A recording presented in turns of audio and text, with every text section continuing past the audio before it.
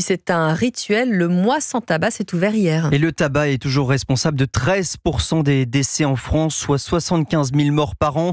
Santé publique France revendique déjà plus de 85 000 inscrits, prêts à résister à la tentation de la cigarette. Parmi eux, des femmes qui sont nombreuses à arrêter de fumer aussi à l'occasion d'une grossesse.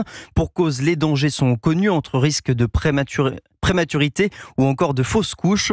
Si 13% des femmes ne parviennent pas à arrêter la cigarette sur l'ensemble de leur grossesse, selon une étude publiée le mois dernier, d'autres profitent de cette étape de vie pour la bannir définitivement. Les explications de Mathis Lang.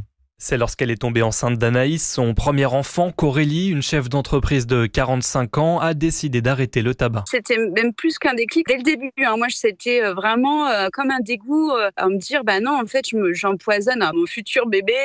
Après, si je me suis mise à manger du chocolat avec le café, boire plus de tisane, des petites choses comme ça, en fait. Voilà, des choses beaucoup plus femme enceinte, on va dire. Depuis la naissance de sa fille, elle n'a plus touché à une seule cigarette. Pourtant, stopper sur le long terme n'est pas si simple.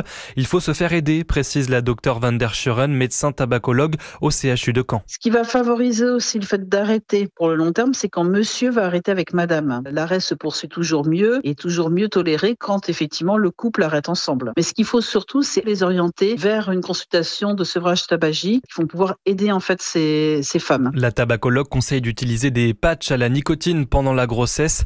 Ils permettent un sevrage progressif et limitent les risques de rechute. Mathis Lang.